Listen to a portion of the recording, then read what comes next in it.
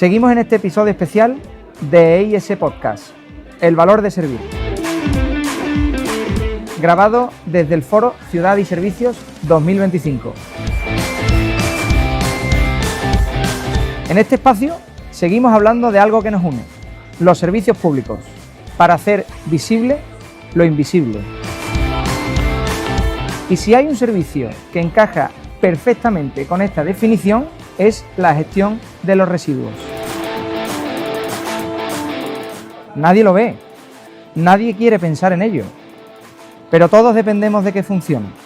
Cuando sacamos la bolsa de basura por la noche, parece que el problema desaparece, igual que las camisas en casa, pero en realidad ahí empieza el verdadero trabajo. Por eso hoy tenemos con nosotros a Eduardo Azcona, director de Negocios Sureste de Precero, una empresa líder en gestión medioambiental y economía circular que está transformando la manera en que las ciudades gestionan sus servicios con innovación, tecnología y una visión sostenible que convierte los desechos en recursos. Eduardo, es un placer tenerte aquí.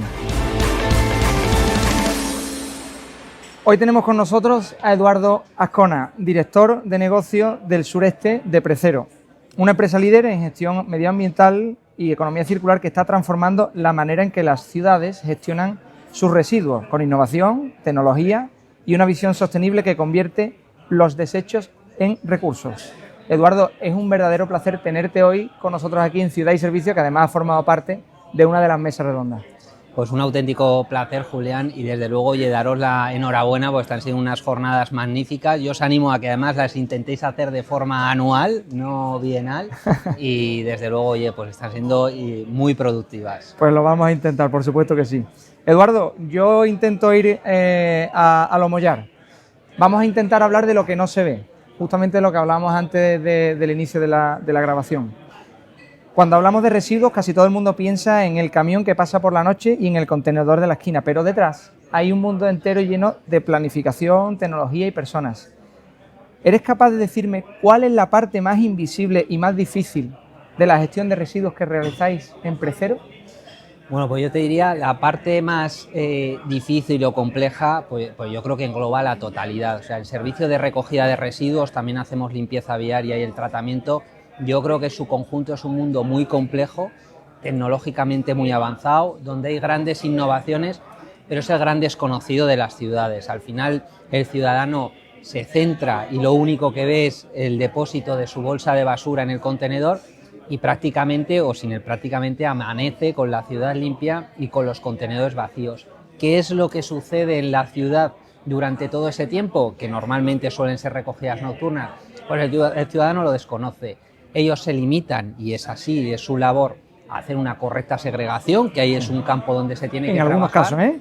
Ahí es un campo donde desde luego es un ámbito de mejora tremendo y además va por ciudades, la concienciación ahí es fundamental y el servicio de recogida, que es lo que el ciudadano puede percibir, la contenerización es lo visible y el contenedor que se lo lleva, a partir de ahí yo creo que se pierde la pista para la inmensa totalidad de los ciudadanos. ¿Qué es lo que sucede después? Pues esos camiones van a unas plantas de tratamientos de residuos, donde desmintiendo todo tipo de bulos que en algunas ocasiones suceden, los camiones mezclan los residuos en las plantas. Eso es absoluta y totalmente falso. Los camiones y lo he visto además que es falso absolutamente. Para ello, y de hecho ha sido un tema que se ha comentado en las jornadas, es muy importante la concienciación en los escolares, igual que decía uno de los ponentes, oye, de pequeño recuerdo cuando iba yo a la base de bomberos, ¿no? Y veíamos, ya se están haciendo muchísimas visitas en centros de tratamiento precisamente para que los escolares tomen conciencia de qué infraestructura hay allí detrás y cuánta gente está trabajando. Y esa parte yo diría que es la más compleja tecnológicamente y posiblemente la más desconocida. Ahí lo que se hace es un tratamiento y una selección producto por producto. Pues vamos a ir un pasito más al frente, porque durante una emergencia y tú realmente tienes experiencia en ella, una tormenta, en este caso fue un tema de una dana, los residuos se multiplican. Además me comentabas tú que también era el problema de la mezcla, porque había que incluso hacer nuevos procesos. ¿Cómo se gestiona un servicio tan esencial cuando todo está colapsado?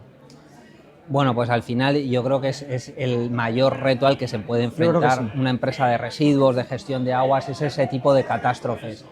Y la realidad es que en la Dana de Valencia, y yo creo que ha sido el mayor reto en las últimas décadas para las empresas de gestión de residuos, pues no había tecnología conocida para tratarlo. Para que lo entendamos todo, lo que sucedió es en una única noche se generaron los residuos equivalentes a un año. Es decir, en un día se generó 1 millón de toneladas. Realmente no fue un día porque la gestión posterior era ir recogiendo y tratando los residuos que lamentablemente pues, los ciudadanos afectados tenían que ir sacando a la vía pública. Además, con el agravante de que había que hacerlo de forma rápida para evacuar las calles. Ahí la recogida, ya no tanto el tratamiento, fue un auténtico reto para precisamente permitir el paso de otro tipo de servicios, pues para restituir el saneamiento, para restituir el agua potable. Era necesario desalojar todos esos residuos. Una vez que los teníamos en unos depósitos de emergencia que se generaron, en mi ponencia lo he dicho, es importante que las comunidades autónomas tengan en cuenta que ante una situación de este tipo hay que prever depósitos de emergencia. Una vez depositados allí, el problema que se generó es que ninguna empresa había tratado ese tipo de residuos nunca, porque era una mezcla de metales, de residuos sólidos urbanos tradicionales, de tierra, muchísima tierra, de piedras, bloque de hormigón. Te encontrabas absolutamente todo en unas montañas, además, húmedas. No se podían llevar a las plantas de tratamiento, pues las plantas de tratamiento no están preparadas para ese tipo de residuos. ¿Qué es lo que surgió allí? Pues yo creo que lo que surgió es un campo de innovación. Nosotros en diferentes instalaciones que teníamos cercanas, principalmente en Alicante y en Murcia, lo que hicimos es diseñar una especie de laboratorio para ver qué máquinas funcionaban mejor para segregar ese residuo. Y eran máquinas eminentemente de cantera, eran máquinas que estaban destinadas a tratar pues material procedente de cantera, no de residuo. ¿Qué es lo que hicimos? Oye, pues un banco de pruebas para ir viendo los diferentes tratamientos y qué es lo que permitía mejor segregar la tierra, porque ¿cuál fue la máxima de la Generalitat? Y yo creo que ahí hicieron un trabajo excepcional, decir, oye, hay que trabajarlo, hay que hacerlo rápido, y ha salido en las ponencias, de una forma sostenible, es decir, vamos a evacuar el residuo de la ciudad y una vez que lo tengamos en ese depósito, ¿cómo lo tratamos para no coger ese 1 millón de toneladas y verterlo directamente en un depósito controlado porque lo íbamos a colapsar? Vamos a ver cómo separamos esa tierra, ¿no? Entonces esa infraestructura y esa innovación es la que diseñó Precero en colaboración con alguna otra compañía del sector y que permitió en un tiempo récord, es decir, en mayo nosotros finalizamos la gestión de 300.000 toneladas prácticamente de residuos, separando la tierra de forma exitosa. ¿Para qué? Oye, pues para generar menos impacto en los depósitos controlados. Es espectacular porque nos estás hablando, 1, de coordinación entre empresas, 2, de tecnología. Cuando hablamos de innovar, muchas veces únicamente nos estamos acordando del ChatGPT, de la inteligencia artificial, pero cómo los servicios públicos innovan en procesos. Estamos hablando de que cogieron camiones de cantera y los hicieron suyos, los hicisteis vuestros, para intentar procesar toda esta amalgama de residuos que en ningún caso os habéis pensado, nadie se había pensado, porque todo el mundo recordamos las imágenes, que podían llevarse a cabo. Y también hemos hablado de concienciación y de pedagogía. A mí me gustaría, con esta última frase, terminar con una pregunta. ¿Tú también revisas las bolsas antes de tirarlas para ver quién ha reciclado mal? Porque yo lo hago. Es decir, yo cuando estoy en el contenedor abro y este la ha liado. Sí, bueno, mira, yo evidentemente me dedico al sector, ¿no? Y además contamino a todo el que puedo, ¿no? Exactamente. Y hago toda la pedagogía del mundo. Hay gente que ya no quiere venir a mi casa porque Eso me dice, tío, me vuelven loco, sí, ¿no? sí. Pero ahí yo creo que tenemos el gran reto, porque es verdad, y yo creo que surge un poco, y yo he intervenido en diversos foros, medios de comunicación, precisamente para intentar explicar esto. Hay mucha gente y gente cercana que me dice, oye, joder, si tenéis tecnología suficiente para separar los residuos en las plantas de tratamiento, ¿por qué no lo ponéis tan difícil? Claro, ¿no? ¿Por qué tengo que tener...? Entonces yo una vez hice una analogía que yo creo que es muy sencilla de entender, de decir, oye, mira, los materiales que nosotros recuperamos del contenedor, que pueda ser el PET, que pueda ser el PEAT, que pueda ser el aluminio, sí, que pueda ser el cartón, esos materiales los recuperamos mediante tecnología, sí, sensores ópticos, tecnología de separación mecánica, y a partir de ahí los clasificamos y los enviamos para su posterior valorización, para reintroducirlos a la cadena de valor, para convertirlos de nuevo en una materia prima. ¿Qué es lo que sucede?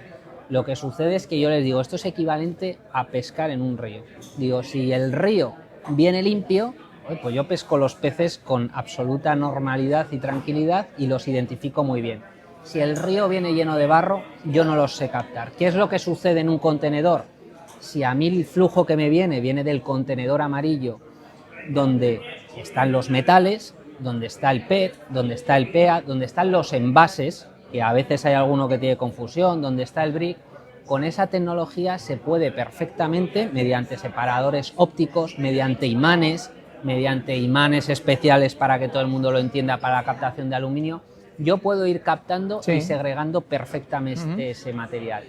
Si viene contaminado con la materia orgánica, el contenedor resto, donde nadie recicla, el problema es que cuando vienen a esas cintas y pasan por esa tecnología, se recupera y se recupera bastante, pero se recupera menos porque los sensores evidentemente son capaces de detectar menos en medio de toda esa suciedad o contaminación, y lo que se recupera viene más sucio, con lo cual el proceso posterior de valorización es más caro. Claro. Hay que limpiar el material, hay que seleccionarlo mejor. Entonces, oye, esa importancia de segregar en origen, yo creo que hay que seguir invirtiendo en ella, y que nos queda en España muchísimo, pero muchísimo camino que recorrer. Pero yo creo que no hay que bajar los brazos. No, para nada. Tenemos que seguir ahí al pie del cañón, concienciando a toda la población. Oye, Eduardo, muchísimas gracias por tu intervención, por tu disponibilidad, y sobre todo por la pedagogía, que yo creo que es lo más importante de esta charla que hemos tenido, por todo el camino que nos queda a nivel español, a nivel de la sociedad española.